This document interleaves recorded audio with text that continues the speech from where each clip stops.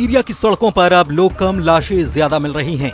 Syria में खून खराबे का वो दौर शुरू हो चुका है जिसका डर बीते 3 महीने से सता रहा था। ट्रक में लोगों को भरना और फिर दूर सड़कों पर उनकी लाशें मिलना। सीरिया जल रहा है क्योंकि अबू मोहम्मद अल जुलानी का ग्रुप HTS यानी कि हयात तहरीर अल शाम के सामने अब बगावत को कुचलने के अलावा कोई रास्ता नहीं बचा। वो अपना चोगा उतार कर अब अल कायदा के असली अवतार में आ चुका है, लेकिन बगावत को लेकर उसका तनाव का मीटर तेजी से एक्टिव हो चुका है। जुलानी को लताकिया के साथ दमिश्क में बगावत का खतरा है। लाशों को देखकर होम से लेकर हमा और अलेप्पो में भी जुलानी के खिलाफ बगावत हो सकती है। जुलानी इस वक्त बहुत ज्यादा तनाव में है। लताकिया से 25 किलोमीटर दक्षिण में जबलेह शहर का वीडियो जरा देखिए। इस शॉपिंग सेंटर में एक लड़ाका ग्रेनेड फेंकता है और ब्लास्ट होता है। यही हाल बाकी सीरिया में होने का खतरा मंडरा रहा है। बगावत को रोकने के लिए जुलानी ने बड़ा ऑर्डर जारी किया है। सीरिया में नरसंहार शुरू हो चुका है।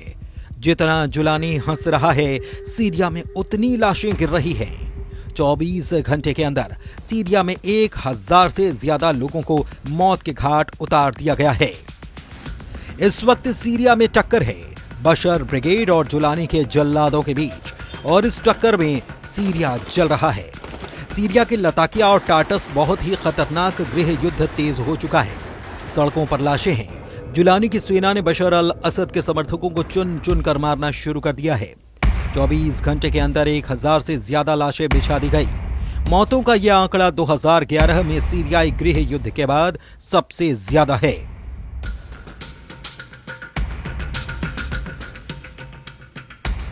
आठ दिसंबर 2024 को बशर अल असद के तख्ता पलट के ठीक 3 महीने के बाद सीरिया में 24 घंटे के अंदर 1000 लोगों को जान से मार दिया गया। यानी कि 8 दिसंबर को तख्ता पलट और 8 मार्च को नरसंहार। मारे गए 1000 लोगों में 750 से ज्यादा अलावी समुदाय के हैं, जिससे कि सीरिया के पूर्व राष्ट्रपति बशर अल असद भी आते हैं। इसके अलावा ईसाई समुदाय के लोगों की हत्याएं की गईं और बाकी मिलिशिया से भी बदला लिया गया है। सबसे ज्यादा खून खराबा सीरिया के लताकिया और हाफी शहरों में हुआ है। वीडियो ऐसे हैं जो विचलित कर सकते हैं। जुलानी की सेना का भी दावा है कि बशर अल असद के समर्थकों ने उसके 200 लड़ाकों को मार गिराया है और उसी के बाद यह खून खराबा शुरू हुआ। अब जुलानी का ऑर्डर है कि वो बशर अल असद के हर उस समर्थक को खत्म करेंगे जो उससे टक्कर लेना चाहते हैं। सीरिया के अंतरिम राष्ट्रपति अल जुलानी ने कहा, अपने भयानक हमलों से सीरिया को बचाने वालों की हत्या की गई है। अस्पताल पर हमले किए गए और निर्दोषों को मारा गया। इसकी माफी नहीं है और इसका जो जवाब दिया गया है उसे ये बर्दाश्त नहीं कर पाएंगे। देर होने से पहले इन्हें अपने हथियार डाल देने चाहिए। जुलानी ने सड़कों पर टैंक भी उतारे हैं। ये लताकिया है और सबसे ज्यादा हत्याएं इसी शहर में हुई हैं। लताकिया सामरिक रूप से काफी अहम है।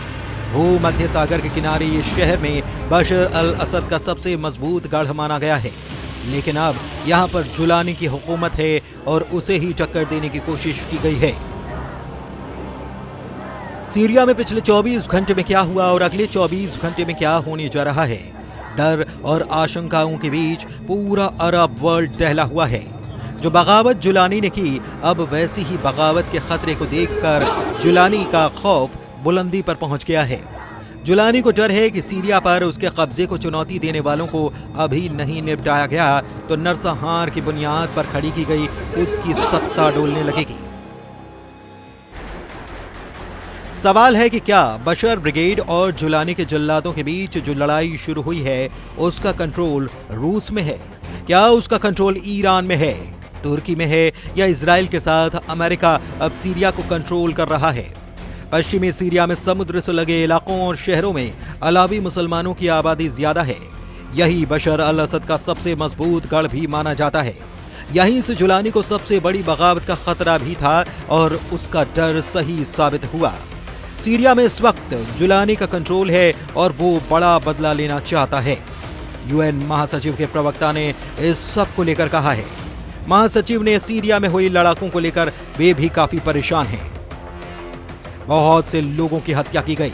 महासचिव सीरिया में हर तरह की हिंसा की कड़ी निंदा करते हैं। हम सभी पक्षों से लोगों को सुरक्षित रखने और आपसी दुश्मनी को खत्म करने पर जोर देते हैं। लताकिया शहर में खौफ जरा देखिए। यहाँ लोग लताकिया इंटरनेशनल एयरपोर्ट के बाहर इकट्ठा हो चुके हैं। यहीं पर रूस की मिलिट्री बेस भी है और ये लोग अब रूस से पनाह मांग रहे हैं ताकि किसी तरह जुलानी के गुस्से से बच पाएं, क्योंकि जुलानी के ऑर्डर पर उसके लड़ाके बशर अल असद के समर्थकों को चुन चुन कर मार रहे हैं। ऐसा इसीलिए क्योंकि बशर समर्थकों को जुलानी की सत्ता किसी कीमत पर कबूल नहीं। यही वजह है कि अब बशर ब्रिगेड और जुलानी के जल्लादों के बीच युद्ध शुरू हो चुका है, या कहीं कि सीरिया एक बार फिर से गृह युद्ध में फंस गया है। ईरान के विदेश मंत्रालय के प्रवक्ता इसे ठीक नहीं बता रहे हैं। सीरिया में अलावी, ईसाई, रूस और बाकी अल्पसंख्यकों को निशाना बनाया गया है। इससे पूरे क्षेत्र और अंतर्राष्ट्रीय समुदाय को ठेस पहुंची है। सीरिया में सिविल वॉर की आग तेजी से फैलती जा रही है। जब से पश्चिमी सीरिया में ये लड़ाई शुरू हुई, जब से बशर अल असद के समर्थक और जुलानी के ग्रुप हया तहरीर अल शाम आमने सामने हैं और अब ज्यादा हत्याएं और ज्यादा लाशें गिरने का डर सताने लगा है। जुलानी ने उत्तर सीरिया से लड़ाकों को दक्षिण की तरफ कूच करने का ऑर्डर दिया है। एसटीएस के सदस्य अबू दहर ने कहा, हम अलेप्पो के सुरक्षा अधिकारी बशर अल असद के समर्थकों को हराने के लिए तटीय इलाकों की तरफ रुख कर रहे हैं। उन्होंने लताकिया के प्रशासन पर हमला भी बोला। जिस देश पर जुलानी ने इस लड़ाका ब्रिगेड की मदद से कब्जा किया, अब वो इन्हीं के जरिए अपना कब्जा बनाए रखने की लड़ाई तेज कर रहा है। जुलानी के एक इशारे पर जान देने और जान लेने वाले ये लड़ाके एसटीएस ग्रुप यानी कि हया तहरीर अल शाम ग्रुप के हैं, जो सीरिया में पहले अल कायदा के नाम से जाना जाता था। जुलानी ने जब सीरिया पर कब्जा किया, उसके बाद एसटीएस को पश्चिमी और अरब देशों ने एक तरह से मान्यता भी दे दी, क्योंकि वो जुलानी के साथ रिश्ते मजबूत कर रहे हैं। जुलानी इन्हीं लड़ाकों या कहें कि पूर्व अल कायदा के आतंकियों की मदद से फिर से पूरे सीरिया पर अपने कंट्रोल को मजबूत करना चाहता है। इनके पास हथियारों के नाम पर ये छोटे ट्रक और एसयूवी कार हैं और इनमें ऐसी गाड़ियां भी हैं जिन पर एंटी एयरक्राफ्ट गन लगी है। एसटीएस के सदस्यों ने बताया कि यह काफिला सीरिया के तटीय इलाकों में मौजूद हमारे साथियों की मदद के लिए है। हम अलेप्पो शहर से निकले हैं, जो भी कानून तोड़ेगा उससे निपटा जाएगा। हुकूमत से कोई नहीं टकरा पाएगा, हम वहां की व्यवस्था को ठीक कर देंगे। ये इदलिब है और यहाँ के रहने वाले कई एसटीएस लड़ाके बशर अल असद के समर्थकों के हाथों मारे गए हैं। ये जुलानी का इलाका है और यहाँ बशर अल असद की ब्रिगेड के खिलाफ गुस्सा बहुत ज्यादा है। यानी जिस गृह युद्ध से सीरिया पिछले 3 महीनों से बचा हुआ था, वो अब सामने नजर आ रहा है। एक तरह से पश्चिम एशिया में नया वॉर जोन एक्टिव हो चुका है। बशर अल असद और जुलानी के लड़ाके एक दूसरे के खिलाफ युद्ध शुरू कर चुके हैं। सीरिया इस वक्त वो वॉर जोन बना है जहां कई देशों के इंटेलिजेंस एजेंसियां और खुफिया लड़ाके एक्टिव हैं। ईरान से लेकर इजराइल और तुर्की से लेकर सऊदी अरब तक सब सीरिया को कंट्रोल करना चाहते हैं। तुर्की के विदेश मंत्री हकान फिदान ने बताया कि हमने देखा है कि सीरिया की नई सरकार जो नीति अपना रही है, उसके खिलाफ भड़काने की कोशिश जारी है। सीरिया में हर वर्ग, हर समुदाय को इससे बचना चाहिए। 15 साल पहले 2011 में सीरिया में गृह युद्ध शुरू हुआ था। तभी बगदादी का आतंकवादी संगठन ISIS ने भी सीरिया पर कब्जा करना शुरू किया था। बगदादी के साथ जुलानी भी उसका कमांडर बना और फिर वो अल कायदा में शामिल हो गया।